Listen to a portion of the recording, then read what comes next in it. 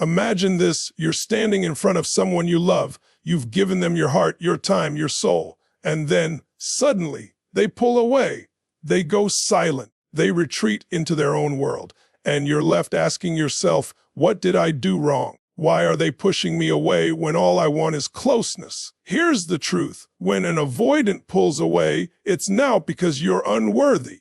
It's not because you failed. It's not because love has died. No, when they withdraw, when they become distant, they're not rejecting you. They're sending a message most people never learn how to decode. And today, we're going to break it down, because behind every silence, behind every wall, behind every cold stare, there's something powerful they're really saying. And if you can hear it, if you can understand it, you'll never feel powerless in love again.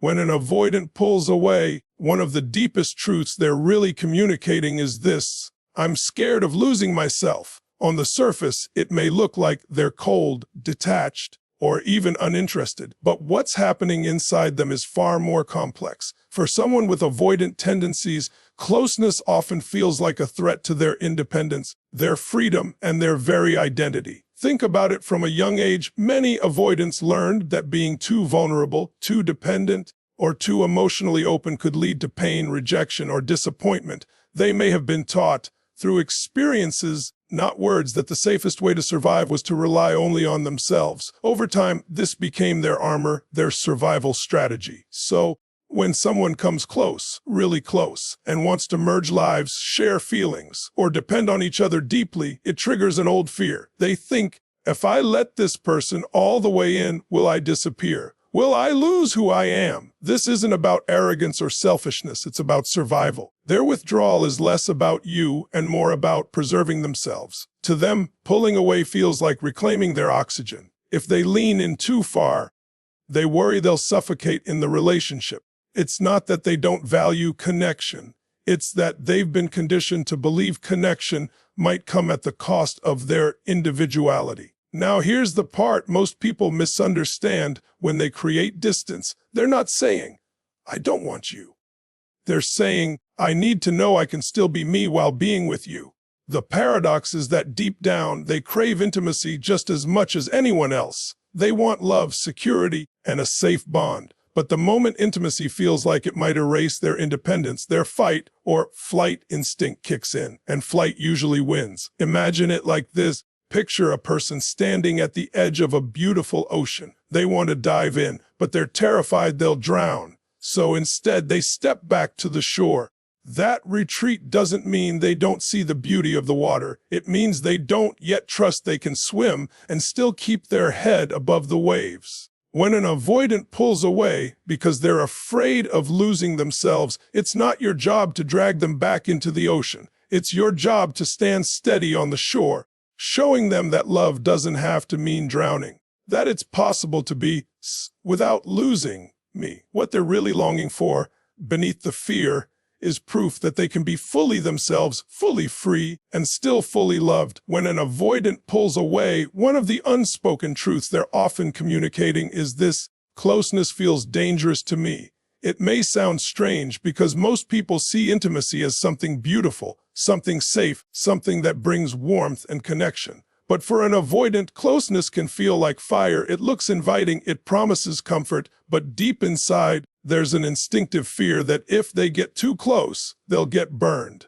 This fear doesn't come out of nowhere. It's usually rooted in past experiences where intimacy equaled pain. Maybe they grew up in a home where love was inconsistent, where being vulnerable meant being hurt, criticized, or abandoned. Maybe in their earliest relationships, opening up led to betrayal or rejection. Over time, they began to associate closeness with danger. Their nervous system, their very body, learned to equate intimacy with risk. So when someone leans in, their reflex is to pull back, not because they don't care, but because on a subconscious level, closeness feels unsafe. It's important to understand this. When you see an avoidant withdraw just after a moment of tenderness, when they shut down after you share something deep, it's not a sign of disinterest. It's the exact opposite.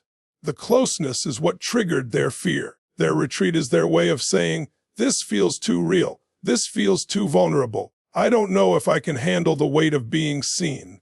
Imagine someone who has spent years building walls around their heart. Those walls weren't built out of pride, but out of necessity. They protected themselves from disappointment, from the sting of needing someone and being let down. Now imagine you coming close, trying to peek over those walls, trying to touch what's inside. To them, that feels dangerous. It feels like you're about to dismantle the only defense system they've ever trusted. And so, instinctively, they step back. But here's the paradox. While closeness feels dangerous, it's also what they secretly long for. Deep down, they crave the very intimacy they resist. That's why it can feel so confusing to love an avoidant. They want connection, but they're afraid of it. They lean in, then they retreat. They open up, then they shut down. It's a push and pull dance driven by fear, not by a lack of care. When they pull away, it's not a rejection of you. It's a reflection of their inner conflict. They're saying, I want this closeness, but I don't know if it will destroy me. I want to love, but I don't know if love is safe.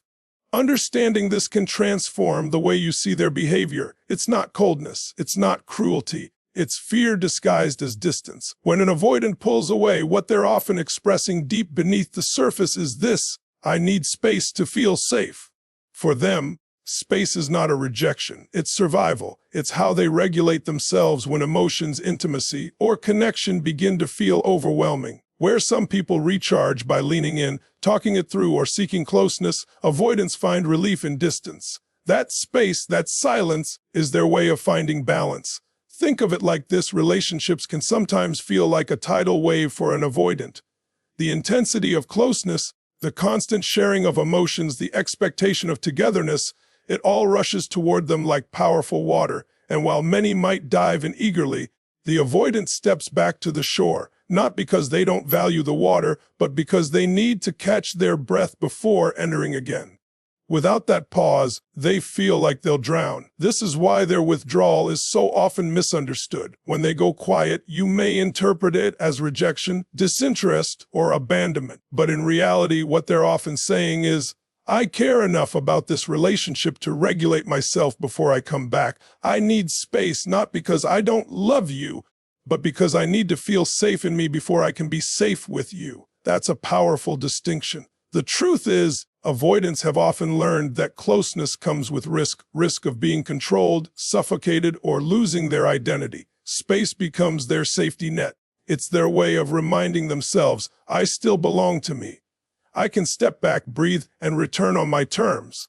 If they don't take that space, they feel trapped. And when someone feels trapped, they don't show up as their best self in love. But here's where the challenge comes in for the partner of an avoidant. Their silence can feel unbearable. It feels like distance, coldness, or punishment. The instinct is often to chase, to fill the gap, to close the space. Yet the harder you push, the more suffocated they feel. And so the cycle repeats. You chase, they retreat. You reach out, they pull back further. What changes everything is the ability to see their space not as a wall, but as oxygen. Just as you need air to breathe, they need space to regulate. And when that space is respected, something surprising happens. They often come back faster, stronger, and more open. Because now, they don't associate love with suffocation. They associate it with freedom. So when they pull away, it's rarely about pushing you out. It's about creating enough room for themselves so they can feel safe letting you in. That distance is not the absence of love. It's the condition that allows their love to survive. When an avoidant pulls away, what they're often revealing beneath the silence is something most people don't realize: they care more than you think. This is one of the biggest misconceptions about avoidant partners, that their distance equals indifference. On the outside, it looks like they're shutting down, disconnecting, or pushing love away. But inside, the story is very different. Their withdrawal is not proof of a lack of emotion. It's proof that the emotions they feel are so intense, they don't know how to handle them. Avoidants are not strangers to deep feelings. In fact, many of them feel love with a raw intensity that can be overwhelming. The problem is, they were never taught what to do with that intensity. Vulnerability wasn't safe in their past, so when emotions rise, their instinct is to protect, not to share. That's why they retreat. It's not because they don't feel, it's because they feel too much. Think of it like trying to hold fire in your bare hands. That fire is passion, love, and longing. For most people, it feels warm and energizing. But for an avoidant who has no protective glove, the fire feels like it's going to burn them alive. So what do? They drop it. They pull back. They step away from the heat, not because they don't love the flame, but because they don't know how to hold it safely. This is why you'll often see patterns that confuse you. They get close, they open up, you see a glimpse of their tenderness, then suddenly they go cold. That's not because those moments weren't real. They were so real, so vulnerable, that the avoidant panicked. They care so deeply that the thought of losing you or of being exposed becomes unbearable, so they retreat to the only place that feels safe: distance. It's easy to misinterpret this as rejection, but in many ways it's actually the opposite. Their silence, their pulling away, is often a sign that they're overwhelmed by how much they care. They're saying without words, "You matter more to me than I know how to handle. I feel more for you than I have the tools to express." That's not absence of love. It's a love that's bigger than their capacity to show. And here's the paradox. The very fact that they withdraw is often evidence that your presence has touched them deeply. If you didn't matter, they wouldn't need to retreat. If their emotions weren't stirred, they wouldn't feel threatened. The stronger their feelings, the stronger their instinct to protect themselves. So when an avoidant pulls away, remember this: they may look distant, but inside, they're carrying a weight of care they don't yet know how to carry out loud. When an avoidant pulls away, one of the clearest messages hidden in their behavior is this: don't chase me, anchor me. This is something that most people get completely wrong. The natural reaction when someone you love withdraws is to pursue them. You sense distance, and your instinct is to close the gap. You reach out more, text more, call more, try harder to show them that you care. But for an avoidant, every step you take toward them in that moment feels like a step that pushes them further away. It's not because they don't want you. It's because the act of chasing makes them feel like their independence is slipping away. Chasing signals to them that their boundaries are being threatened. In their world, closeness can quickly morph into suffocation, and suffocation is their deepest fear. So the harder you press, the more they run. And this cycle can leave you feeling powerless, wondering why nothing you do seems to bridge the gap. But here's the truth: you don't win back an avoidant's trust and love by running after them. You do it by standing strong, by holding your ground, by being the anchor they didn't know they needed. What does it mean to anchor them? It means becoming steady when they become shaky. It means staying rooted in your own worth, your own peace, your own stability while they drift. It means showing them, not with words, but with your energy, that love doesn't have to be a storm. Love can be calm. Love can be a safe harbor. When you embody that calm, you shift the dynamic entirely. Instead of being something they need to escape, you become the steady presence they naturally return to.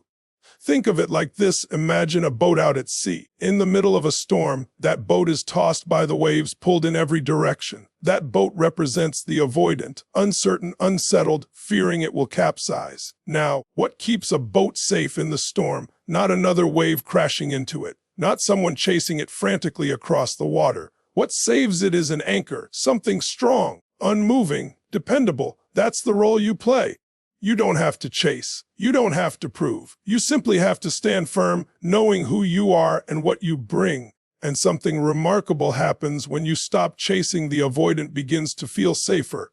They see that their need for space doesn't scare you. They notice that your love doesn't demand, it invites. That steadiness builds trust in a way that words never could. Over time, they learn that pulling away doesn't mean losing you, and that realization softens their fear. They return not because you pulled them back, but because you gave them the freedom to choose their way back, anchored by the certainty of your strength. When an avoidant pulls away, one of the most misunderstood parts of their behavior is that their silence has a language of its own. To most people, silence feels like a void, like nothing is being communicated. But with avoidance, silence is rarely empty. It's full of meaning, full of signals, full of unspoken emotions. The challenge is that it's a language most people never learn how to hear. Instead, they assume the worst. They assume silence equals rejection, that no response equals no care, that distance equals disinterest. But in reality, silence is often the only way an avoidant knows how to communicate what's going on inside them. You have to understand, words can feel dangerous to an avoidant. To speak openly about their feelings requires vulnerability, and vulnerability is the very thing they've been taught to fear. So, instead of expressing themselves with words, they express themselves with pauses, with distance, with space. Silence becomes their shield. It's not meant to wound you. It's meant to protect them. Every unanswered text, every long pause, every quiet retreat is carrying a message. The message may be, I need time to process this. Or it may be, I'm overwhelmed and don't know how to say it. Sometimes it's even, I'm scared of how much I feel and need a moment to regain control. If you learn to hear that unspoken language, everything shifts. You stop taking their silence as proof of your inadequacy and begin to see it as a reflection of their inner battle. That quiet doesn't mean they don't care. It means they care so much that they can't risk saying something wrong, something that exposes them, something that makes them feel unsafe. Silence is their way of managing emotions that are too big to name. Think of silence like a pause in music. The pause isn't nothing, it's part of the rhythm, part of the song. Without it, the music wouldn't make sense. In the same way, their silence is part of the way they process connection. It gives them rhythm, balance, a sense of safety in the middle of emotional noise. If you rush to fill every silence, you miss the meaning it carries. But if you respect it, if you hold space for it, you begin to realize it's not emptiness. It's communication in a different form. What makes this language powerful is that once you stop fearing it, you can start responding to it with strength instead of desperation. Instead of chasing, instead of demanding answers, you can lean into patience, presence, and calm. That doesn't mean you tolerate endless walls. It means you recognize that silence isn't always a barrier. Sometimes it's a bridge waiting to be crossed carefully. When you honor their silence, you send a powerful message back. You don't have to speak before you're ready. I can hear you, even here. And that is often the very reassurance that helps them break their silence sooner.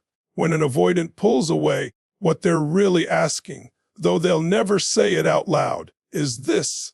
I'm not pushing you away. I'm asking, will you stay? This is one of the deepest paradoxes of their behavior. On the surface, withdrawal looks like rejection. It feels like abandonment. It seems as though they're saying, I don't want you.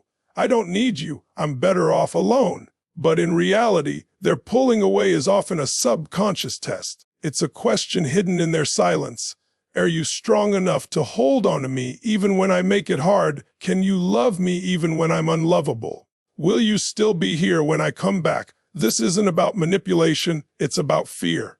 Deep inside, avoidants carry a wound that whispers, people don't stay. Love doesn't last. If I let someone in, they'll leave me or they'll consume me. That fear is so powerful that instead of risking vulnerability, they retreat.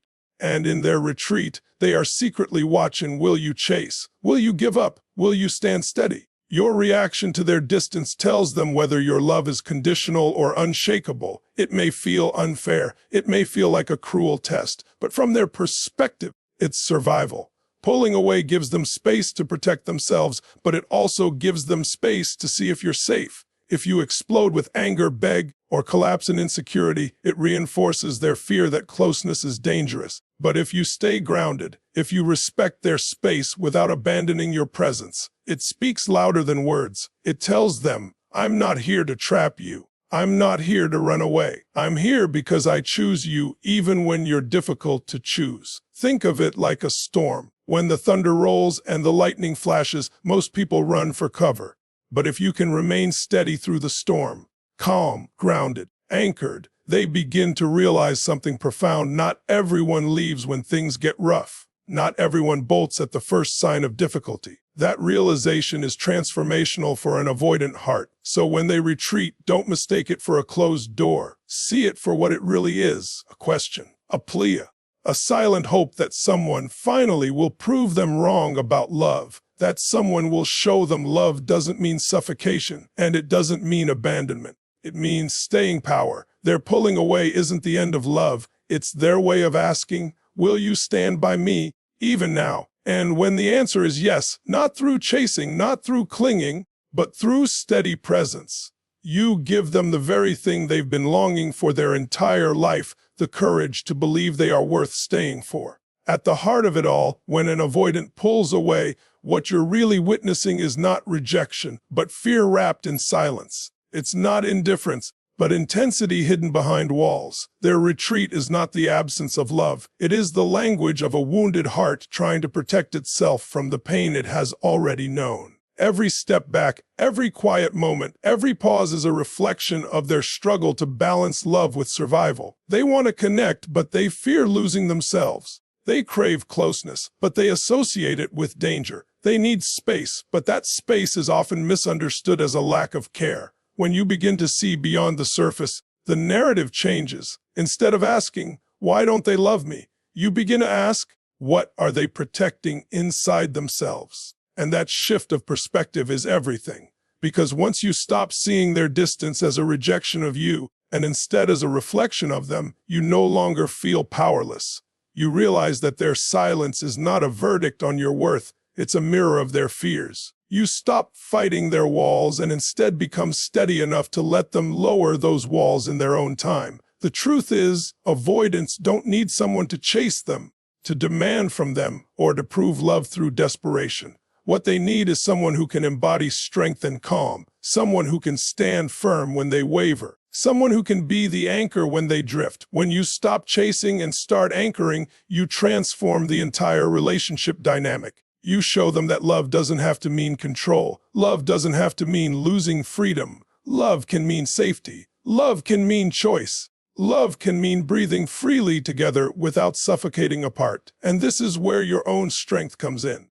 Because this isn't just about understanding them, it's about understanding yourself. Can you hold your ground when someone pulls away? Can you remain steady in your value instead of shrinking into fear? Can you give space without losing connection? This is where your true power lies. The power to say, "I will not be shaken by your distance. I will not crumble under your silence. I will stand, I will love, I will anchor." Not because I need to chase you, but because I know who I am. That is the kind of love that transforms avoidance, not through force, but through patience. At the deepest level, every time an avoidant pulls away, they're really asking one silent question: will you stay?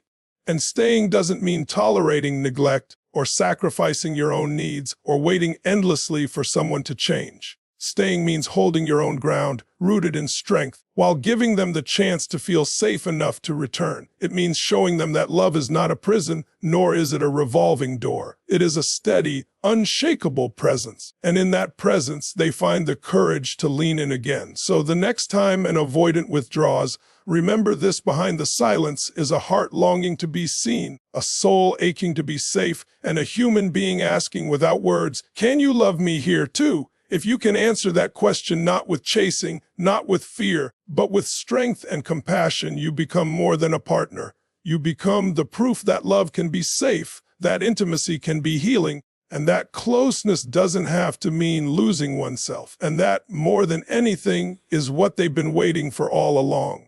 Thank you for spending your time with me today. If this message spoke to your heart, remember, you are not alone in this journey. Understanding, healing, and growth take time, but every step forward matters. If you found value in this video, please support the channel by liking, sharing, and subscribing. It helps this community grow and reach those who need these words the most. And don't forget to hit the notification bell so you never miss future uploads. Your presence here means more than you know. Every view, every comment, every moment you share with me is part of building a space where love, healing, and self-discovery can thrive. Until next time, stay strong, stay grounded, and remember that you are worthy of love that feels safe, steady, and real. Take care, and goodbye for now. See you in the next video.